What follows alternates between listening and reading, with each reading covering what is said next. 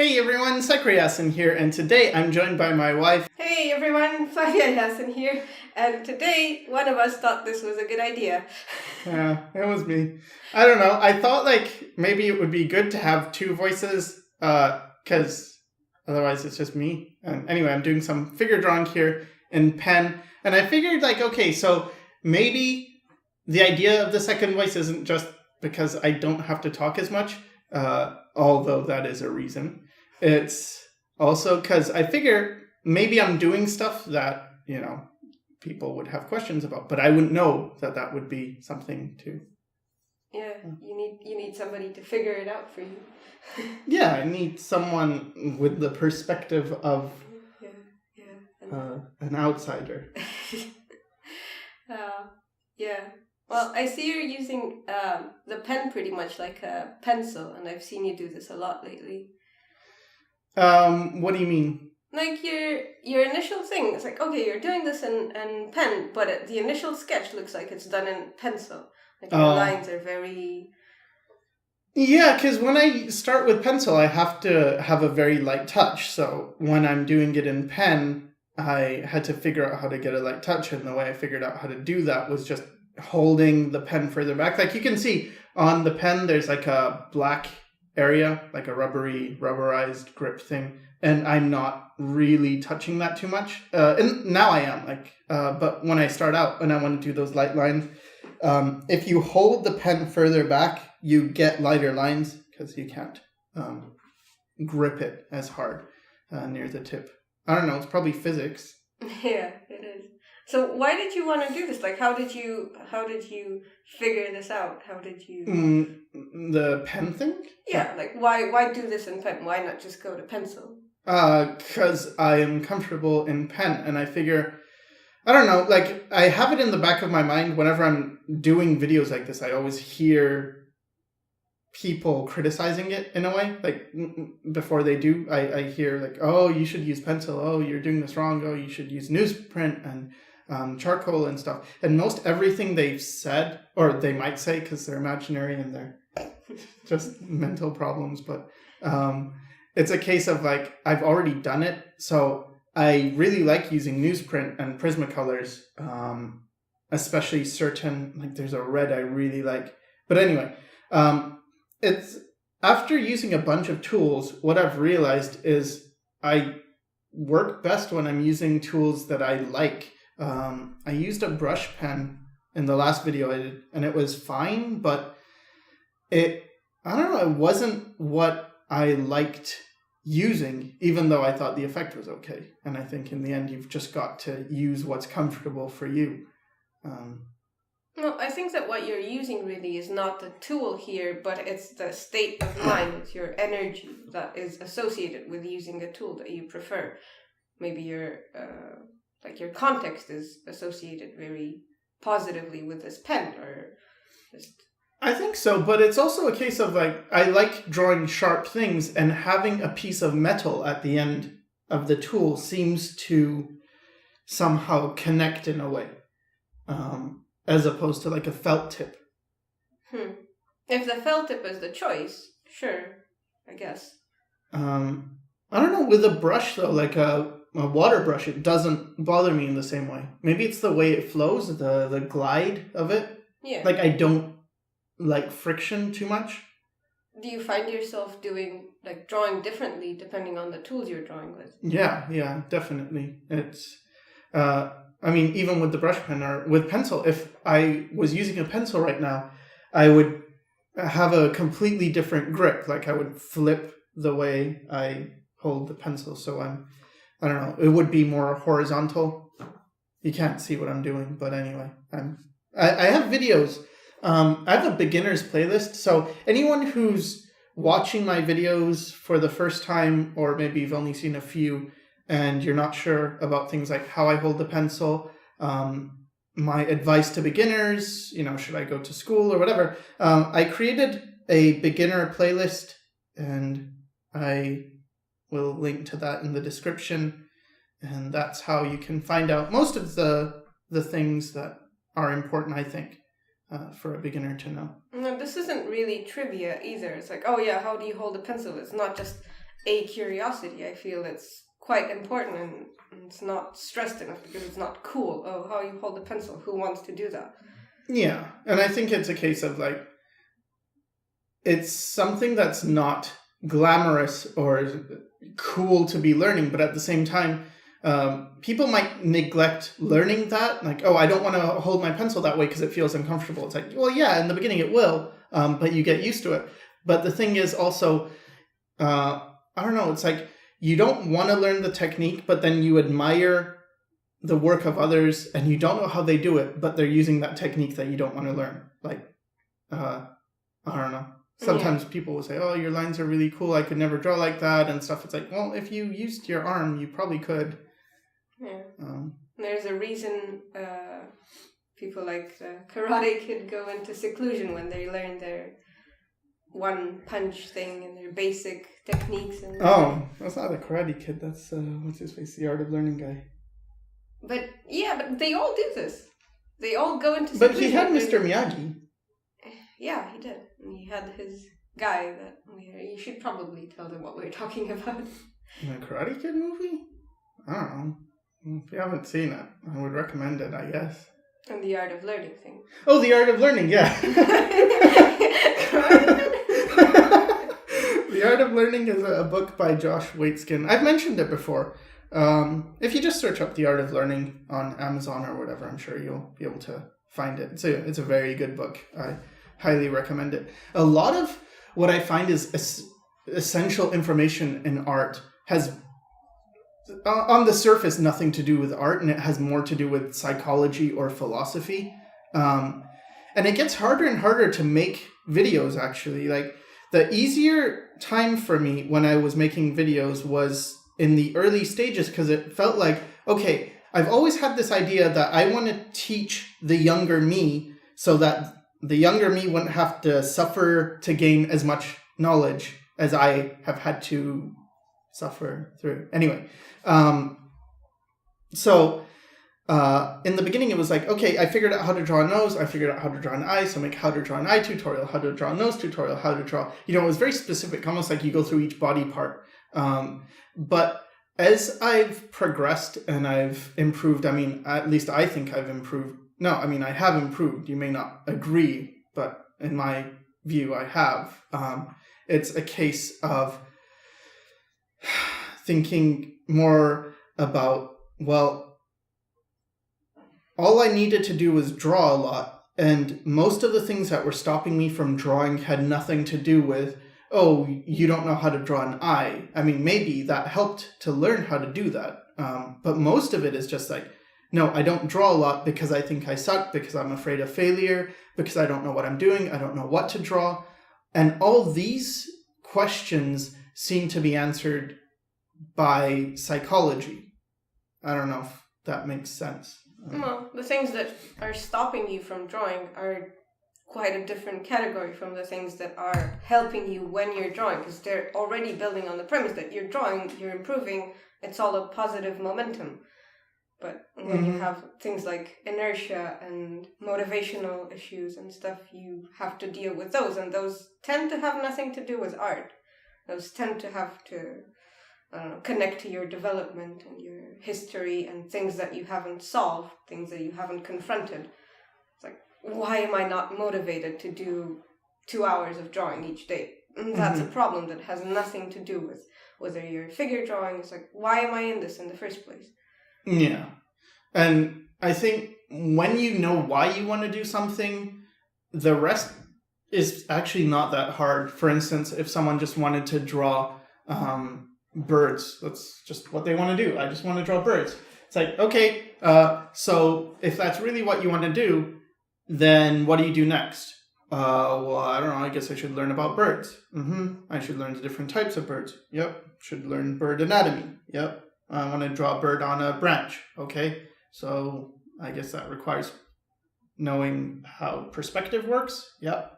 Like, it's pretty, I'm not saying it's, like, I don't want to trivialize how difficult it is to learn things, because it can be very difficult at times. But it's more that these aren't nearly the hardest questions to solve. I think it's much harder to for instance, not draw for yourself. Maybe you did have an idea of why you wanted to draw, and then you practiced for many years, and you ended up finding work, and you ended up drawing for other people, and then eventually you forgot why you wanted to draw in the first place, and then you're asking, what do I do with my life? I mean, that's kind of a hard question compared to, oh yeah, so I should learn how birds work because I like drawing birds. Yeah, you have to answer some questions that go beyond where do I find this information and stuff. And like all the information that you need to get is within yourself, and you need to keep confronting it and keep asking yourself, because it's not going to be an answer that you're going to find and 2 days off and then back to work and I have the answer now.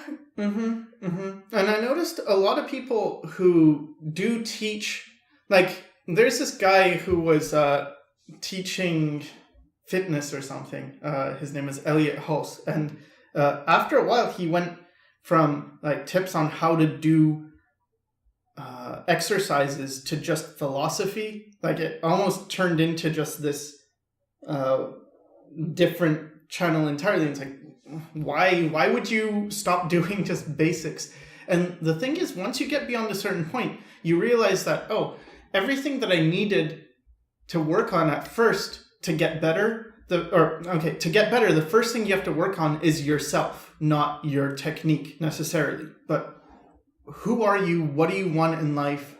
Where are you going with this? And I see so many, like recently, I keep being confronted with a few painful truths, and they concern a lot of things, but one of the big things is just this industry that we want to get in. And I never really spent a lot of time in the industry. I did, I suppose, work in it for a short time, technically, but never for like a gigantic studio. But what was surprising to me, because I always thought, that would be cool, or I should, I guess. Just seeing people who had jobs that I thought were the cool jobs, and then going behind the scenes and actually talking to these people and finding out that they don't really like that work. And it's in studios that are like, wow, those are cool studios. They have a lot of facilities. You get paid well and stuff. And it's like, but these people don't seem to be following their passion. And in some cases, they seem to be losing themselves. And I don't know, it struck me as odd because it's like they were trying to do what I'm doing now, or they are trying to do what I've already done. But all I could think of is like how cool what they were doing is. And I don't know, it's really surprising to me how many stories I'm hearing of like people in art jobs who are just not too happy with their jobs. And I don't know, I was seeing a few tiers, and tiers, Tiers, not tears as in TEAR. Well, that too. Yeah, actually, that's true. I saw a lot of tears. But of problems, like there were the industry problems of people who are very good artists, and then they were in studios that seem to be really good. And I guess there are people who are okay with this and who don't mind, but I heard a lot from, or at least I've been hearing a lot recently about people who they're not really happy in the dream job, or the job you would think is a dream job. And then the next tier seems to be people who they're good, but they're not like super good. Like I would say I'm around this level, like a mid-level artist, and you can't really get in the huge studio dream job yet. And so you're chasing, or at least I used to do this, chasing more, mid-tier jobs, but they tend to pay really badly. Like I'm talking about, it's not odd to get paid $100 for a job that takes you 2 weeks to do. And let that sink in. Like that's not weird. That's kind of normal at the middle, seem like, because mid to low tier, I suppose. I guess middle tier would be more work in the industry, but you're not like the concept artist guy. You're more like, I'm an animator, or I'm doing rigging, or I'm doing roto jobs, or jobs that are in the industry but aren't necessarily nice in a way. And those people seem to tell me, I don't draw much and I should draw more. And that seems to be the recurring theme. And then below that is like, no, I'm not good enough to, for instance, just do an awesome piece in a day and get $100 a day. Because if you're getting $100 a day, fine, that's fine. You can live off that. But if you're getting $100 a week or every 2 weeks, that becomes very difficult. And those jobs are very hard. And those also seem to correspond to like DeviantArt commissions, where you're getting maybe $5 for work that took you a couple of hours. It's like, that's not even close to minimum wage, at least in North America. And then the lowest tier to me are jobs that are from people who are teaching art, but they never were good enough to pursue it professionally, so they ended up being teachers. And what I notice about this level is there are some people who are nice, and some people who are even, they had professional jobs, but then they just weren't feeling passionate anymore, and so they decided to go teach. There's those, but those seem to be the rare exceptions to the rule. It seems like what I hear more of are teachers that sort of are very sure of themselves. They say things like, you must do this. For instance, I could imagine a lot of those teachers saying, you cannot draw with a pen. That's wrong. You should be drawing bigger. You should be using charcoal. And they're the ones that tend to also be a bit bitter and maybe not the best for advice. So I don't know. Trying to get to the bottom of this, like, how do I give good advice to people if that person says, I want to get a job in the industry, and then it's like, what do I say? Because I don't know, I'm stuck in this. So I'm thinking like, well, I should just teach technique and not really comment too much on what's behind like the realities of the job. But what do you think? I don't know. I think that a lot of teachers end up teaching as a last resort job. And I think as a student, it's not really good to be on the receiving end of that type of education, because it's very biased. It's very, I don't know. I'm not, like, them living vicariously through their students would be a good option. But most of the time it's just, you can't do this because I tried and I failed, and I'm telling you it can't be done. And at that age, it's very toxic, I feel. But at the same time, you're not just a victim as a student. You shouldn't let them get away with just giving you information without asking for explanations, because it's good for them and it's good for you to be challenged. It's like, you can't draw with a pen. Why? What's the purpose of this? But the problem is with a lot of teachers that I've seen, they end up taking it personally when you ask for clarification. They feel attacked. It's like, because I say so, because I say, you have a problem as a person, not like the teaching is a byproduct of that. Your bad methods are just a byproduct of your psychological issues. And too many people just get away with entering the education system as, mentors and stuff without any sort of checkup, without any sort of mental credentials. It's just, it goes, you can draw a circle, therefore you can teach people to draw a circle, but you're gonna fuck them over. Yeah, and there's so much information that's out of date. Like, so recently I was told that some teachers are saying, they're telling their students, you have to use a Mac and not a PC because everyone in the industry uses a Mac, and PCs aren't used, or PCs are used in America but not in Canada. You must use a Mac, and you have to go out and buy a $3,000 Mac.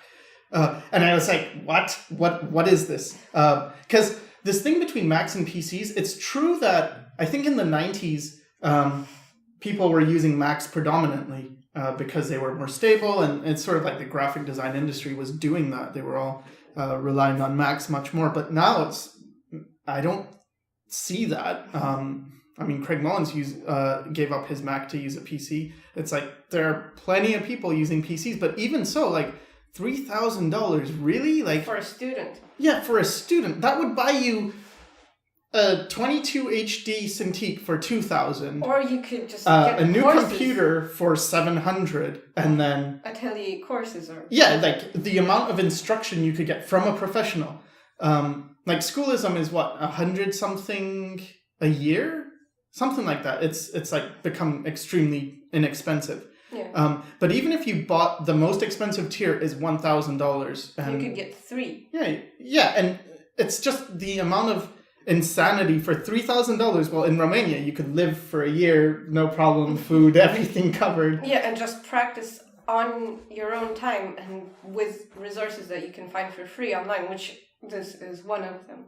And it's like, think about it from the teacher's standpoint. How far removed would you have to be from the reality and the times to keep reiterating a fact that was true 10 years ago? And no, 20 years ago. Or 20 years, even 10 years ago. It's yeah. like 10 years ago, you need to be thinking forward, not backwards. You think, it's like, you get an educator who's so stuck in their own time and hasn't really connected with a nowadays realities that is not going to give you good information and is going to mislead you. Yeah, and like I remember in animation school, there was one of the students wanted to be a concept artist, and she showed this picture of a piece that I know who painted it, and it was painted in 2D, and she showed the teacher, and the teacher looked at it. It's like, oh yeah, that's 3D, and you have to learn 3D to be a concept artist. There's no 2D concept art anymore.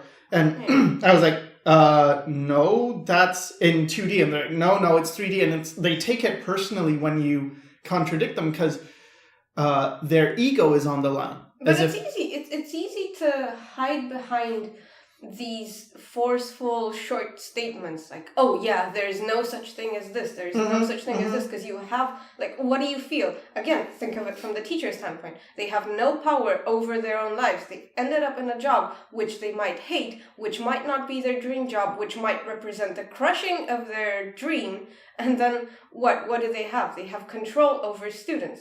They have force, they have power, and they're gonna use that power to gain something for themselves, feel better about their lives. It's like the need for control is so strong, the less control you have in your own life, the more control you'll want to exert at work and just blow it out of proportion. Mm-hmm. Yeah, and I've also met so that's one end of the side, and then there was another type of teacher who is sort of like, because I had this one teacher who every time I showed him any work by any artist, he felt the need to knock it down immediately. Like, oh yeah, but, and then talk about why it sucks.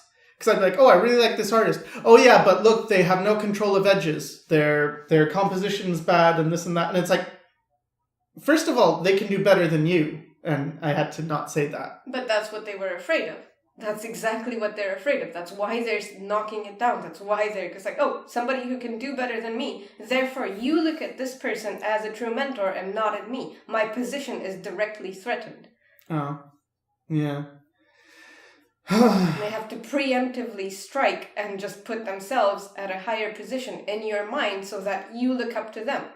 They need to be looked up to. Mm. That's their driving force.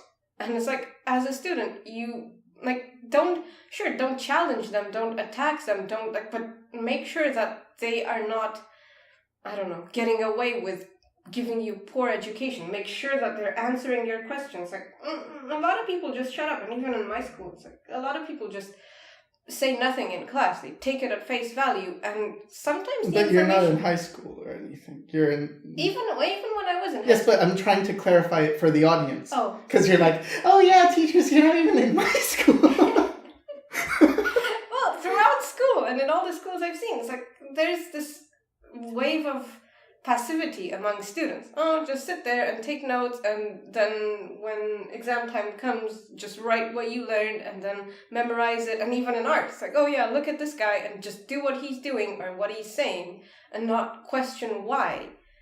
What are you going to end up with? A bunch of copycats. You're not going to find your own style of art. You're not going to find your own path, which is really important.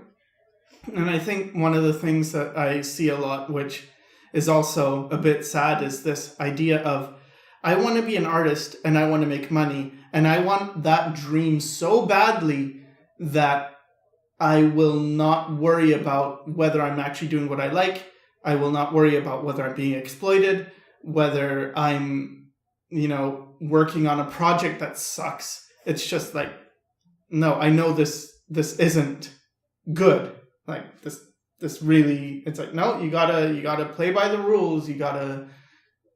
Because if you don't, we won't hire you for the next thing or the next thing. And it's like, It's always this thing held over your head. Always this threat of, no, we're gonna take this away from you. But you don't, if you just thought about not having it in the first place, because that's how you start out. You start out having nothing. Everything that you get is a gain from the point that you started. And yet, at some point, you begin to think oh, I'm going to lose this, I'm going to lose this, I'm going to lose that. And you act like somebody who has stuff to lose. You don't make bold decisions anymore. You don't take charge of your own life. But it's kind of threatened in a way where people will say, the industry is a small place, everyone's connected. If you piss off this art director, he's friends with all the other art directors, and you will never get hired again. Of course, they're a cast. They need to stick together. This happens even when you think about, lawyers or other, public workers. They will stick together. They will never, like policemen, they will always stick together, even not abiding by the law.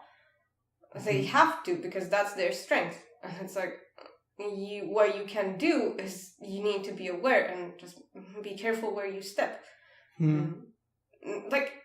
Okay, fine, you're doing this for the money. Your sole purpose is money. But is this really true? Because if this is really true for somebody who's doing art, okay, fine, I have this skill. I have this dexterity. And it's just dexterity. It's not art. It's design. Kind of like Feng Zhu. At least, okay, so from his standpoint, he's not doing art. He's not interested in doing art. Therefore, he can do it. He has the stamina. He has the determination because his motivations are clear to him. It's like, he's in this for the lifestyle, for the money, for the prestige, it's like none of this. But he also likes that type of work. Exactly, but he likes it. Exactly, but he is clear on what he likes. He never goes in with oh yeah, I'm just gonna do art. It's like he keeps saying it, and he can have the strength to say it. I am not doing art. We are not doing art here. If you want to do art, this is not for you. It's like this needs to be clear to you, whether you want to do art or whether you don't want to do art. Because if it's not clear to you, you will crash. Somewhere along the line, you will crash. You'll have 2 kids and a family and a dog and a house and a mortgage and whatever, and you won't be able to do it anymore. It's just, these are the consequences of not knowing who you are early on. And if you're starting out and if you're in high school, this is a good time to know yourself. Yeah. I don't know. It's a thing of, I wonder, how self-aware was I when I needed to be, in school? Because I'm old now.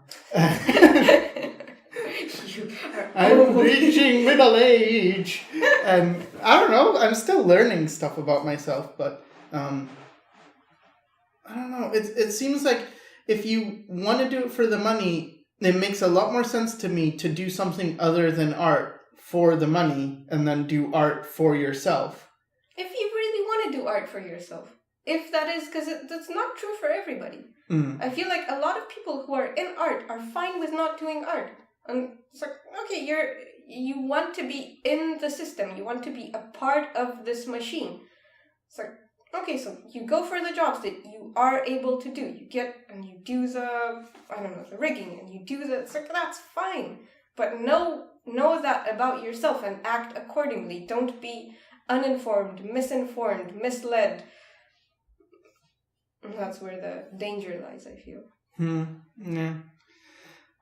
So, I don't know. I should talk about what I'm doing again. I start usually with the heads. I know I'm not supposed to start with the head, and I used to start with big gestures. That's harder with pen unless you're doing like smaller just gesture. If you want your drawings to get very sloppy, or at least I don't know a way to do that yet.